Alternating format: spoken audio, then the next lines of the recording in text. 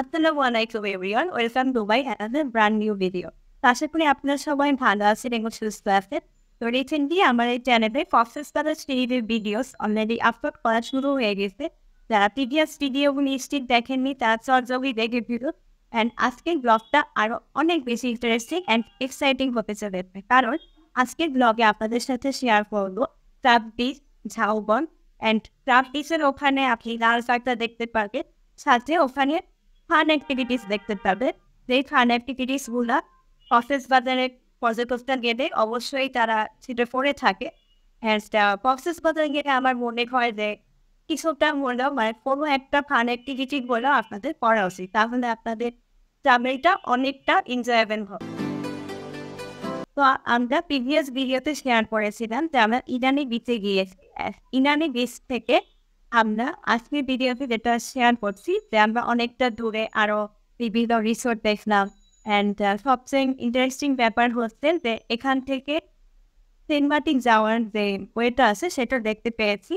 তো Saint Martin যাওয়ার জন্য কক্সবাজার থেকে সেন্ট মার্টিন যাওয়ার জন্য শিপে করে যাওয়ার ব্যবস্থা হয়েছে। অ্যান্ড সেটা বাংলাদেশ নেভির কারণে সম্ভব হয়েছে, কারণ বাংলাদেশ নেভি যে উদ্যোগটা নিয়েছে, তো তাদের কারণে মানুষ এখন বিভিন্ন পর্যটকরা কক্সবাজার থেকে সেন্ট মার্টিনে শিপে করে যেতে পারে। তো তাদের একটা বীজ দেখলাম বাংলাদেশ নেভি, ওই দূরে দেখা যাচ্ছে নীল কালারের বীজ। তো সেই বীজটা বেশ সুন্দর লাগছিল দেখতে, যে সমুদ্রের মাঝে এত সুন্দর একটা বীজ। তো এখানে করে আপনি কক্সবাজার থেকে সেন্ট মার্টিনে শিপে করে যেতে পারবেন। অ্যান্ড এতে সময় লাগবে 3 ঘন্টা।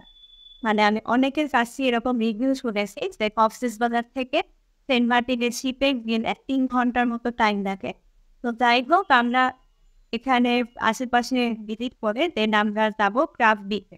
তো ক্রাব বিচ নিয়ে খুবই এক্সাইটেড ছিলাম ওই দিন আমরা, কারণ হচ্ছে ওখানে ফান অ্যাক্টিভিটিসগুলো দেখবো অ্যান্ড আপনাদের সাথে শেয়ার করবো।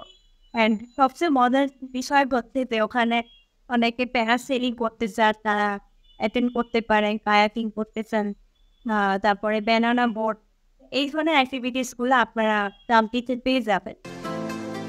তো আমরা যেই টাইমে ট্রাম্পিতে যাচ্ছিলাম ওই টাইমে দুপুর অলমোস্ট 12টা, 12:30 বেজে গেছে।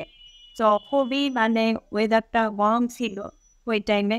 আর ওই দিন প্রচুর গরম পড়েছিল, আপনাদের সাথে প্রিভিয়াস ভিডিওতে শেয়ার করেছিলাম। তো সেই কারণে আমার মনে হয় না ওই টাইমে কেউ যেতে পারে কোনো অ্যাক্টিভিটিসের জন্য। তবে যে কোনো ফান অ্যাক্টিভিটিসের জন্য আমি মনে করি যে উইন্টার সবচেয়ে বেস্ট কক্সবাজারে।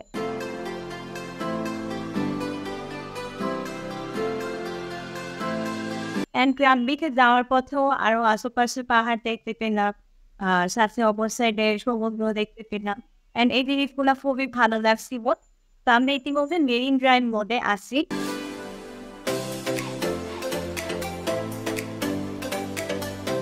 তো ইনানি বিচের অপোজিটে আরেকটা ইন্টারেস্টিং জিনিস সেদিন দেখেছি আমরা, সেটা হচ্ছে ওয়াটার ফলের পার্ক। তো ওইখানে অনেকে যায়, ওখানে এনজয় করতে পারেন। বাট ওই দিন আমাদের হাতে খুব খুব স্বল্প টাইম ছিল, দ্যাটস ওয়াই আমরা সেই পার্কে যেতে পারিনি। তবে সেই পার্কেও আপনি যে বিভিন্ন অ্যাক্টিভিটিস এনজয় করতে পারবেন।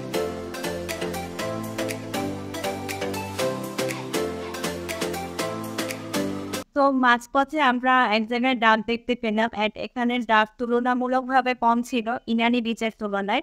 তো দ্যাটস ওয়াই আমরা এখানে ডাবের পানি খেলাম অ্যান্ড খুব শান্তি লাগছিল। ওই টাইমটায় যতটা অস্থির হয়ে গিয়েছিলাম আমরা সবাই, খুব শান্তি লাগছিল ডাবের পানিটা খেয়ে। তো ডাবের পানি খাওয়ার পর আমরা এখন আমাদের বক্তব্য এগিয়ে শুরু করে দেই। আর মাঝপথে একটু জ্যাম লেগেছিল, হাফ আওয়ারের মতো আমরা জ্যামে আটকেছিলাম।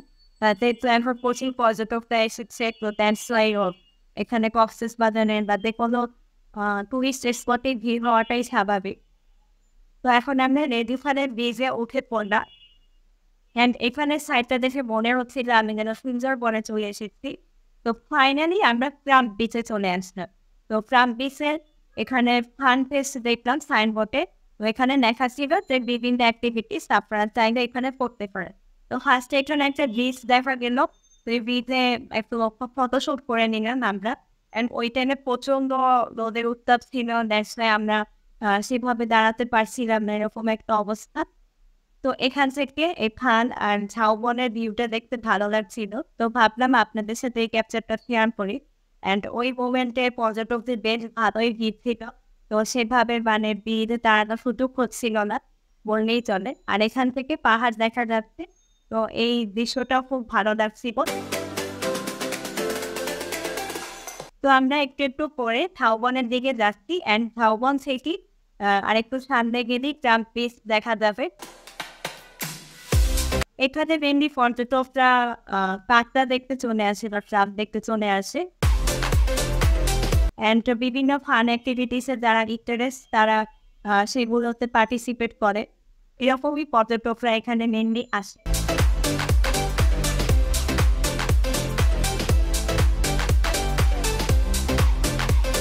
আর এখানে বালি এত গরম ছিল, মানে দাঁড়ানোর মতো ওয়ে ছিল না।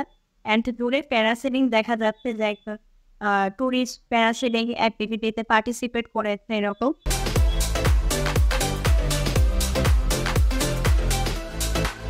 তো ভিডিওটি ভালো লাগলে অবশ্যই লাইক দিবেন অ্যান্ড শেয়ার করবেন আপনার ফ্যামিলি আর ফ্রেন্ডসদের সাথে। আর আমার এই YouTube channel Tisha's academy subscribe করে পাশে থাকা বেল আইকনে ক্লিক করবেন।